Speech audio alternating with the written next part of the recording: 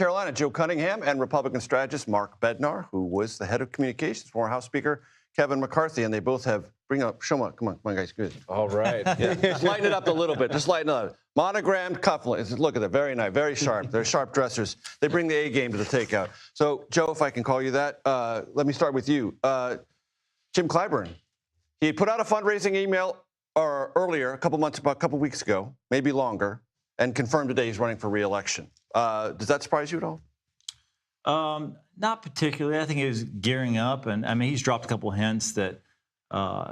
There's this generational conversation going on. Steny Hoyer and Nancy Pelosi both stepping aside. You figure, he might be on that list as well, but has decided to take another run at it.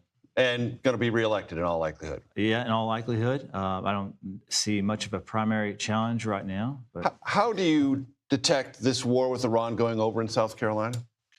Well, we saw the comments from Senator Graham going back and telling South Carolinians to send their sons and daughters over to the Middle East. I don't see there's much of an appetite for it, and for a couple of reasons. Number one, I don't think there's been a clear definition of what success looks like or what the actual goals are. We've heard regime change. We've heard stopping Iran from developing nuclear weapons. Ballistic missiles. Yeah, but it's also coming on the heels of our generation of going through Iraq and Afghanistan and these endless wars. And I don't think America has the appetite for that. And look, if the Trump administration is able to accomplish whatever their goals are in a short period of time, then kudos to him. But if you start putting more and more boots on the ground and we start sending our men and women back in boxes to this country, and we start adding billions, if not trillions, to the national debt, I think what little appetite America had for this conflict is going to wane pretty quickly. Mark, your specialty is communications of a political nature.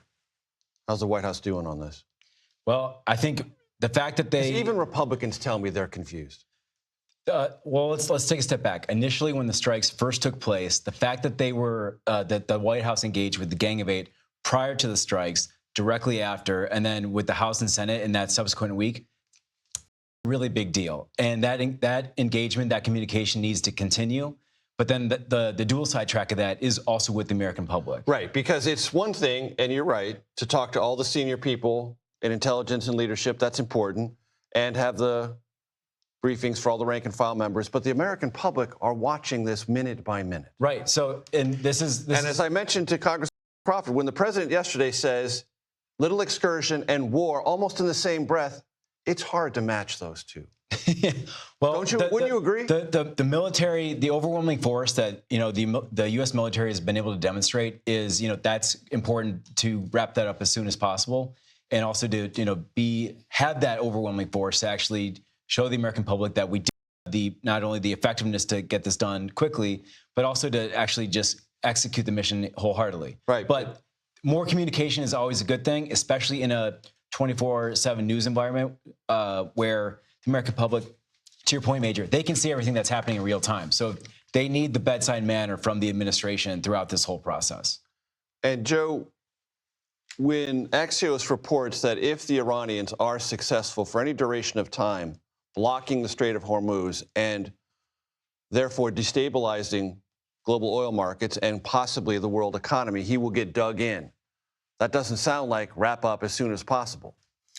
No, I mean, we saw comments from President Trump when I think he was in Kentucky yesterday, allude to the mission accomplished, right? We saw it was similar rhetoric.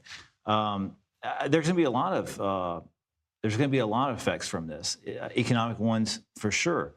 And again, I think America is going into this with already a high level of reluctance, and that's going to get even worse as the economic pressures increase, but also as American lives are lost and billions of dollars are continuing to be spent over there. Mark, as you think about this from the vantage point of someone in House Republican leadership, how do you think they're trying to assess the next couple of weeks? Well, we've seen reporting how Republicans are actually considering a go-it-alone reconciliation approach to potentially funding the munitions. I actually think that's a big mistake. Should they choose that route? On one hand, it's a better message for the entire country if there's a unified front that you have Republicans and Democrats supporting this. Not using a tool simply for the majority party's benefit, which is what reconciliation is. Correct. But furthermore, on a political standpoint, Pressurize some Democrats. No. Right. Democrats should have to show where their vote is here. If it's just a reconciliation track, then they have an easy out. They can say, Republicans, this is on you. So hopefully that both sides can come together here. So and evaluate that. I mean, you got to give them something, though. You got to give the American people something, and you got to give Democrats something as to what the end goal is, what the objectives are, where's this money going, and where does it stop. It could be $50 billion. It could be $60 or $70 billion in terms of another request for funds. Or if it's a 2-week thing, or if it's a 2-year thing. I mean, right now, sitting here, I don't know what the. What do you think most Democrats would do with a request like that? I think there's going to be a lot of hesitancy to do that. And look, Democrats, I mean, we're all Democrats, Republicans, we're all Americans. You want the military to succeed. You don't want to pull money from the military. You want them to succeed, but let's bifurcate that, protecting our troops and making sure they succeed, to determining what the clear objectives actually are.